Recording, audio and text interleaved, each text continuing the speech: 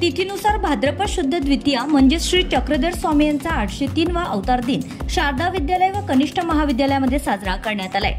कार्यक्रमाला शाळेचे मुख्याध्यापक व्ही.एस. भोयर तसेच पर्यवेक्षक ए.डी. भोयर तसेच श्री अखिल भारतीय महानुभाव साहित्य युवा मंच जिल्हाध्यक्ष मनीष देशमुख हे उपस्थित होते।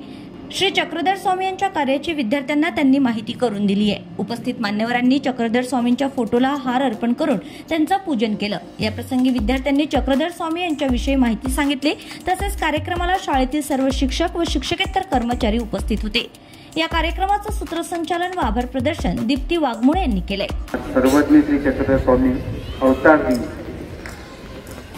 स्वामींचे जे कार्य आहे आपण जे जमलेला आज कसं आहे प्रत्येक ठिकाणी शासनाच्या ठिकाणी जे आर निघालेला सगळ्या ठिकाणी आज महाराष्ट्रात हा अवतार दिन साजरा होत आहे। दिल्लीला महाराष्ट्र सदनामध्ये आता चालू आहे सध्याचा लाईव्ह आणि सगळ्या संस्थेमध्ये हा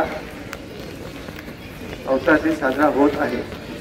स्वामींच्या 11व्या शतकामध्ये ज्यावेळेस स्वामींचा अवतार झाला, अवतार स्वामींनी धारण केला गुजरात येथे, त्यावेळेस स्वामी तिथून म्हणजे 14 ते 15 वर्षानंतर इथे महाराष्ट्रामध्ये आले आणि महाराष्ट्रामध्ये त्यांनी आपली कर्मभूमी समजून इथे आपल्या जीवोद्धाराच्या कार्याला सुरुवात केली।